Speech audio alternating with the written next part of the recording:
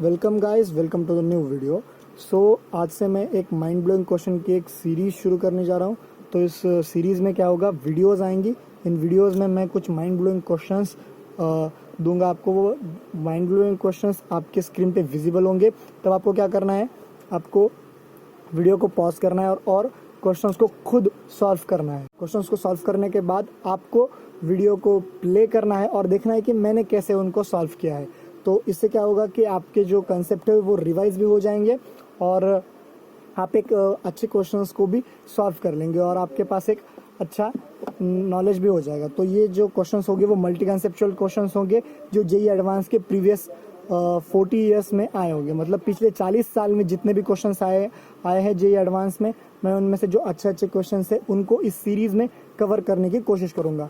तो ठीक है, तो चलिए शुरू करते हैं इस नई सीरीज। तो जो आज का फर्स्ट क्वेश्चन है वो आपके स्क्रीन पे विजिबल होगा।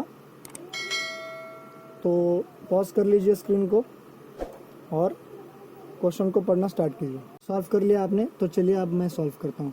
तो क्या क्वेश्चन क्या बोल रहा है, a large mass capital M and a small mass M hung at two ends of string that passes over a smooth tube as shown in the figure. तो फिगर कैसी है, जो उन्होंने कैसी फिगर ऐसी बनाई है, तो हम सिमिलर फिगर बनाते हैं। चलिए देखिए, large mass is hung at here. उन्होंने कहा है capital M is the mass of it and there is another small mass of M। ठीक है, तो कुछ इस तरह का क्वेश्चन है। तो उन्होंने क्या कहा, large mass capital M and small mass M is hung at. ठीक है, उन्होंने उसके बाद क्या बोला, the mass M moves around a circular path which lies in a horizontal plane. So it is moving in a circular path which is lying in a horizontal plane. तो ये जो पाथ है वो हॉरिजॉन्टल प्लेन में है, वो उन्होंने बता दिया है। तो उसके बाद the length of the string is L, okay, and the mass M and the angle is theta, okay, then this length makes the vertical, the angle is the angle that the length make with the vertical. So question is that what should be the frequency of rotation of mass M so that capital M remains stationary. So ठीक है, तो हमें इन्होंने बोला क्या है कि ऐसा क्या इसकी स्पीड होनी चाहिए, what should be its frequency, what should इसका न्यू क्या होना चाहिए जिसकी वजह से ये जो कैपिटल M है ये स्टेशनरी रहेगा। तो इसका मतलब हमें क्या करना है कि टेंशन निकालना है। टेंशन इक्वल क्या होगा, मैं यहाँ पे दोनों, जो यहाँ पे टेंशन होगा वो ऑब्वियस सी बात है यहीं भी वही टेंशन होगा। क्यों? क्योंकि जो स्ट्रिंग है वो एक ही है। ठीक है, तो यहाँ पे टेंशन क्या होगा, मैं लिख देता हूँ। टेंशन क्या होगा, ऑब्वियसली ये टेंशन जो है वो कैपिटल M को बैलेंस कर रहा है। इसका मतलब कैपिटल Mg होगा टेंशन। ठीक है, सो कैपिटल Mg टेंशन होगा। अब हम देखते हैं कि इस मास के हम फ्री बॉडी डायग्राम बना के देखते हैं कि इसको कौन कौन बैलेंस कर रहा है। सबसे पहली बात तो इसका खुद Mg लगेगा नीचे, टेंशन इस साइड लग रहा है। ये अगर थीटा है तो मैं बोल सकता हूँ कि यार बाय अल्टरनेट एंगल्स की ये भी थीटा होगा, टेंशन अभी भी लग रहा है सेम। सो और अगर ये एक सर्कुलर मोशन परफॉर्म कर रहा है तो इसकी जो भी वेलोसिटी होगी उसका यहाँ पे एक सेंट्रीपिटल फोर्स लगेगा बाहर, सेंट्रीपिटल फोर्स लगेगा उसको एक बाहर, जो होगा M। मैं मान लेता हूँ कि वो ओमेगा से रोटेट कर रहा है, एंगुलर वेलोसिटी उसकी ओमेगा है, तो ओमेगा स्क्वायर आर क्या है, आर यहाँ से यहाँ का डिस्टेंस है, मतलब जो वर्टिकल लाइन से मास तक का डिस्टेंस आर है आपका, ओमेगा स्क्वायर आर है। तो अब हमें टोटल फोर्स को बैलेंस करना है। तो ये टी का टी कॉस थीटा और ये आपका T sine theta. So T sine theta should be equals to m omega square R हो गया, ये तो इक्वेशन 1 हो गया आपकी। और टी कॉस थीटा ये हो गया आपका mg। हमें टी की वैल्यू पता है तो हम यहाँ से कर क्या लेंगे, मैं यहाँ से क्या करूँगा, सिंपली tan थीटा की वैल्यू निकाल लूँगा। सो tan थीटा मुझे क्या मिल जा रहा है, सो मैं जब tan थीटा की वैल्यू निकालता हूँ तो मुझे tan थीटा क्या मिलता है, sine theta by cos theta होता है, तो ओमेगा स्क्वायर आर बाई जी।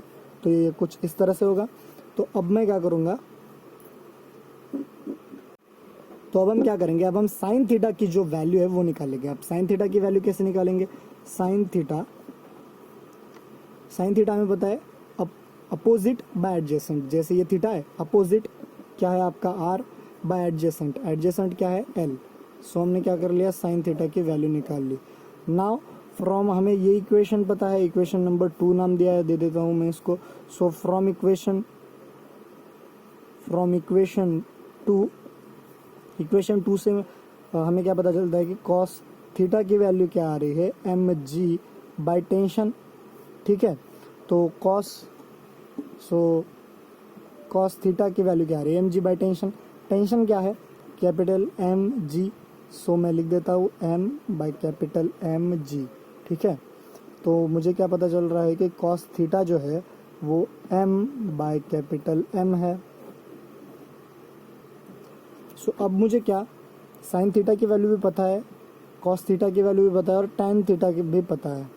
सो मैं क्या करूँगा, अभी दोनों मतलब यहाँ से इन दोनों इक्वेशन से मैं टैन थीटा की वैल्यू निकाल लूँगा और उसे इसके साथ इक्वेट कर लूँगा। ठीक है, तो क्या होगा, sine theta R by L by cos theta, that is it will be M capital M, it should be equals to omega square are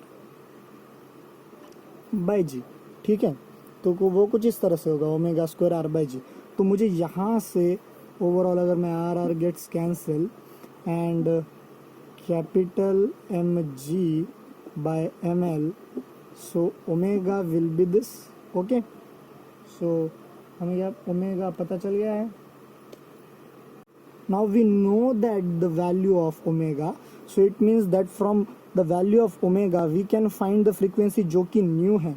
तो न्यू होती क्या है, सिंपली न्यू का एक फॉर्मूला है जो कि है ओमेगा बाई 2 पाई।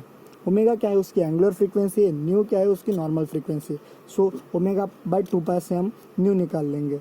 तो न्यू क्या होगा, ओमेगा मुझे पता है, ओमेगा की वैल्यू जो है वो इधर लिख देता हूँ मैं, M G by M L, and new क्या है 2 पाई। ठीक है, तो हमें जो क्वेश्चन का आंसर था वो पता चल गया। तो आप चेक कर सकते हैं कि क्या आपका आंसर यही आ रहा है। सो कमेंट सेक्शन में बताइए क्या आपका आंसर सही आ रहा है। अगर कोई डाउट हुआ आपको तो आप कमेंट सेक्शन में पूछ सकते हैं। ठीक है, so let's start the next question. Question will be visible on your screen. So what you have to do, you have to pause the video and read the question carefully and try to solve it. तो solve कर लिया होगा आपने, तो चलिए उसका solution देखते हैं। तो क्वेश्चन क्या बोल रहा है, सबसे पहले कि a small sphere rolls down without sleeping, means there is a small sphere which rolls down without sleeping. They have given the diagram us, उन्होंने हमें डायग्राम दे रखी है। So they have given that this is 2.4 m and this is 1.0 meter. ठीक है, and the sphere is here and it is rolling down. What they have said, a small sphere rolls down without sleeping. rolls down without sleeping, इसका मतलब क्या हुआ कि ये जो है वो प्योर रोलिंग परफॉर्म कर रहा है without sleeping from top of a track in vertical plane. The track has an elevated section and a horizontal part. ठीक है, the track has an elevated section and this is the horizontal path. The horizontal part is 0.1 meter above the ground level. Okay, and the top of the track is 2.4 meters above the ground. Okay, find the distance on the ground with respect to the point B. So they have said that this is the point B. So उन्होंने क्या किया, find the distance on the ground with respect to the point B. So इसकी मैं total, ठीक है, और क्या है, during the flight as a projectile does the sphere continue to rotate about its centre of mass, explain. ठीक है, तो अभी होगा क्या है, टोटल सिचुएशन को हम पहले समझ लेते हैं कि ये जो स्फीयर है वो प्योर रोलिंग करते हुए आएगा। यहाँ पे उसकी कुछ वेलोसिटी होगी v, लीनियर वेलोसिटी होगी, काइनेटिक उसकी जो लीनियर वेलोसिटी होगी उसके साथ वो यहाँ से प्रोजेक्टाइल पाथ फॉलो करेगा और यहाँ कहीं जाके वो टकराएगा। तो मैं ये डिस्टेंस को मान लेता हूँ कैपिटल R। ठीक है, जो डिस्टेंस है वो कैपिटल R है। सो अभी हमें क्या करना है कि यहाँ से ये जो कैपिटल आर है वो निकालना है। तो सबसे पहले हम देख लेते हैं कि एनर्जी का चेंज कितना हुआ। इनिशियली एनर्जी कितनी थी mg, मैं क्या मान रहा हूँ उसका जो मास है मैं मान रहा हूँ m है। सो mg, सो वो स्फीयर है, इनिशियली उसकी एनर्जी कितनी थी mg into H that is 2.4। और फाइनली एनर्जी क्या हो गई भाई, फाइनली हाइट हो गई आपकी mg1 प्लस, अब मैं यहाँ पे एक स्फीयर की फ्री बॉडी डायग्राम बनाता हूँ कि वो हॉरिजॉन्टल पे आने के बाद कैसा होगा। तो हॉरिजॉन्टल पे वो जब आ जाएगा तब उसके पास कुछ ओमेगा होगा जिसमें वो घूम रहा होगा, और v होगी उसकी लीनियर वेलोसिटी, जो हमने यहाँ पे मान लिया है कि v उसकी लीनियर वेलोसिटी है। सो अगर उसके पास दो वेलोसिटीज होंगी, सो उन्होंने कहा है कि it is rolling without any sleep, it means that there is a pure rolling.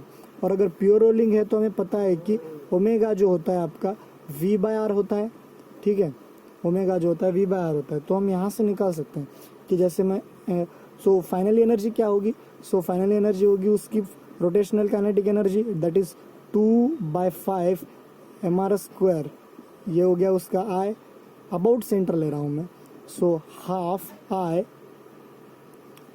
Omega square, it will B it's rotational kinetic energy. And linear kinetic energy क्या होगी mv²/2, ठीक है। तो मुझे क्या पता है कि ओमेगा v/r है, तो मैं यहाँ पे रख दूंगा mg इंटू 2.4 प्लस, सो ये क्या हो गया, मुझे पता है v/r है तो हाफ 2/5 mr², ये रख दिया मैंने v²/r², r² gets cut, mv²/2। सो मैं mg को इधर लेके आता हूँ तो ये हो गया mg ऑफ 1.4, और ये क्या हो गया,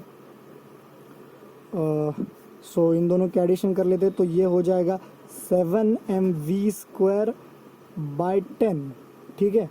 तो m gets cancel, gets cancel, and ये पॉइंट कैंसिल कर देता हूँ तो यहाँ पे 10 लाना होगा।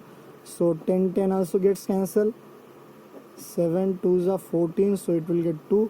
सो v आ गया आपका √2g। मैंने g की अभी तक वैल्यू नहीं रखी है, क्यों नहीं रखी उसका भी एक कारण है, क्योंकि जो g है वो एट द एंड कट ही जाएगा, मतलब कैंसिल हो जाएगा। So what we are trying, we are to reduce the calculation, हम कैलकुलेशन को रिड्यूस करके इजी वे में आंसर लाना चाह रहे हैं। तो मेरी मेथड थोड़ी डिफरेंट हो सकती है या फिर कभी सिमिलर भी हो सकती है। सो मैं फिजिबल मेथड बता रहा हूँ इनके थ्रू। सो चलिए, सो देखते हैं कि अभी आर कैसे निकालना है। तो अगर आपने अभी तक मेरा प्रोजेक्टाइल वाला वीडियो नहीं देखा है तो वो आप देख सकते हैं, आई सेक्शन में मैं उसकी लिंक दे देता हूँ या फिर डिस्क्रिप्शन में भी उसकी लिंक है। तो मैंने मेरे प्रोजेक्टाइल वाले जो वीडियो में है उसमें बताया था कि ये आर हम इजीली कैसे निकाल सकते हैं। तो अगर आपने अभी तक वो वीडियो देखा नहीं है तो जाके देख सकते हैं। तो मैं बता देता हूँ कि यहाँ पे हम आर कैसे निकालने वाले हैं। जो v है into the time of flight, क्योंकि v जो है उसके हॉरिजॉन्टल डिस्प्लेसमेंट के लिए रिस्पॉन्सिबल है, ठीक है, ये हमें पता है।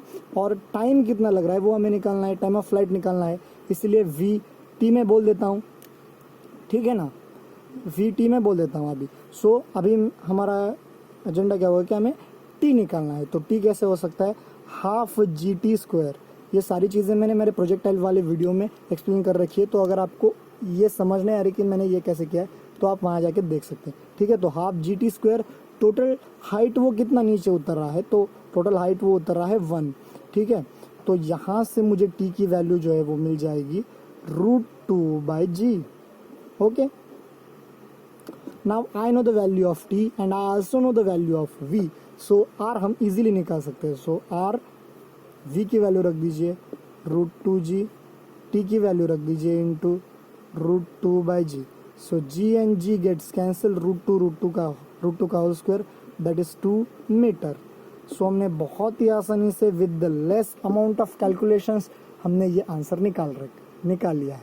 सो यार ये सीरीज का पहला वीडियो था, तो इसके बाद बहुत सारे वीडियोस आने वाले हैं। सो उन सारे वीडियोस को एक्सेस करने के लिए हमारे चैनल को सब्सक्राइब करें और जो बेल आइकन है उसे भी प्रेस कर दीजिएगा, और लाइक बटन है उसको भी हिट कर दीजिएगा। सो इस सीरीज़ के थ्रू मैं आपका ज़्यादा टाइम कंज्यूम नहीं करूँगा, because we have to score a lot in the less time.